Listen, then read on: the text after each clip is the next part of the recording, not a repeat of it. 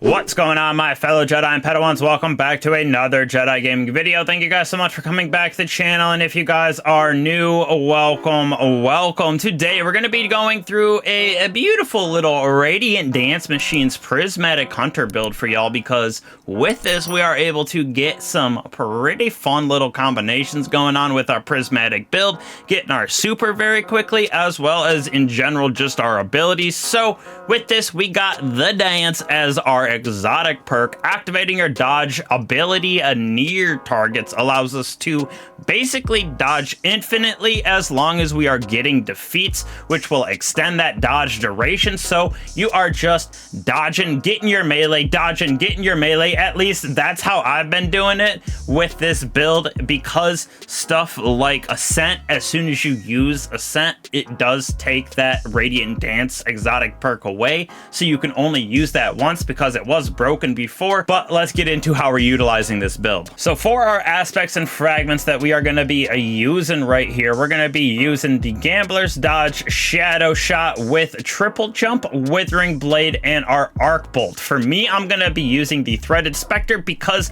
like I said, dodging this with Winter Shroud doesn't proc every single time, only the initial dodge. Same with Ascent. As soon as you use it, it is going to take away our exotic perk as well, so not that great in my opinion. We're using Gunpowder Gamble because we're gonna have this up basically all the time as well, with the amount of damage and defeats we're getting with our Shuriken. And then on that first dodge we are getting a Threaded Spectre, which is also pretty nice, and every so often it will happen, but you just gotta be careful because after a certain amount of time, the dodge will go away if you aren't getting defeats. Facet of Bravery is our first fragment right there.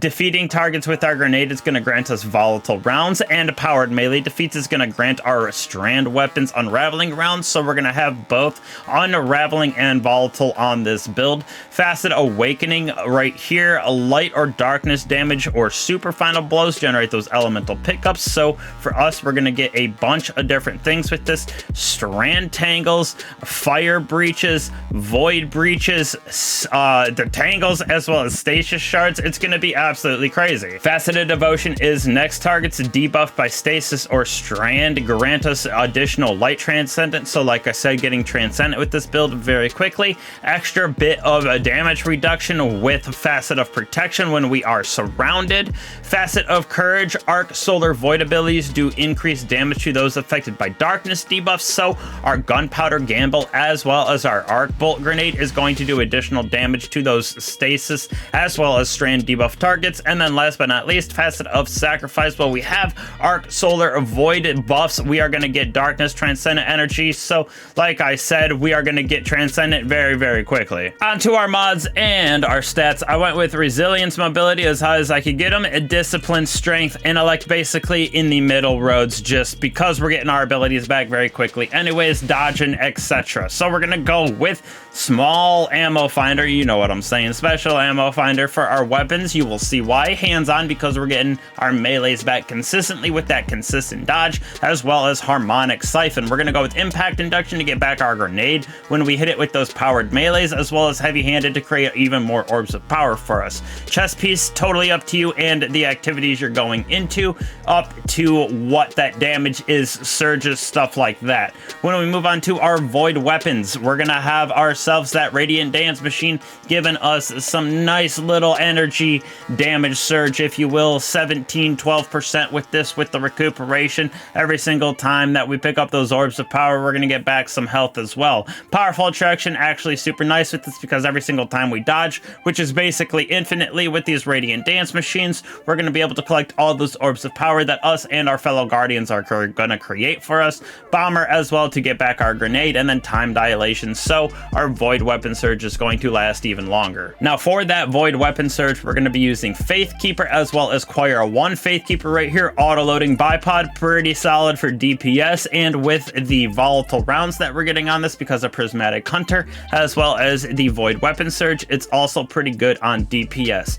Choir 1 is also really good with this because Subsistence plus volatile rounds plus Void Weapon weapon surge in general. This thing hits really hard as an auto rifle, quote unquote, as a special ammo auto rifle. And then of course we got ourselves a strand pulse rifle. Really anything strand pulse rifle wise will work up here because we're getting that unraveling rounds with our powered melee defeats. For me, this is definitely a PvP version. I just threw it on here to show what you can use with this, but Belarusio D, I don't know how to say that, roast me in the comments. Last but certainly not least, we got our Slayer Baron Apothecary Satchel. You know, we got ourselves that unstoppable pulse rifle with authorized melee mods, killing breeze for that increased mobility, increased damage against scorns. We're also going with total carnage on this bad boy, so 5 finishers with this create that temporary damage resistance, very good for endgame activities. In the thick of it, allowing us to get that armor charge in another fashion for that void weapon surge.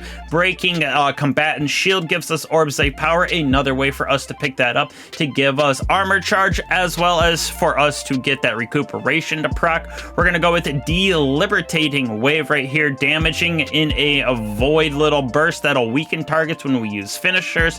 Hail the Storm Shattering, those stasis crystals that we are creating, create that nice slowing and damage on targets, picking up void breaches, causing our next target to have void weakening abilities on it. So when we create void breaches, both of our weapons are going to be able to create weakening. And then last but not least, Served Cold right here, picking up stasis shards grants class ability energy, picking up void breaches grants us melee energy. So another way for us to get back our ability energy, another way for us to just absolutely spam those on top of what we're doing with getting our dodge, our void ability in. Our super is going to do more damage, our grenade and our arc bolt's going to do more damage on those stasis severed debuffed targets. It is a nice little build that you can take into any type of content. Going through that contents of elders right here, got that basic end game, if you will, kind of like a GM basically, because of the way these enemies will hit you because of how they scale up damage wise. But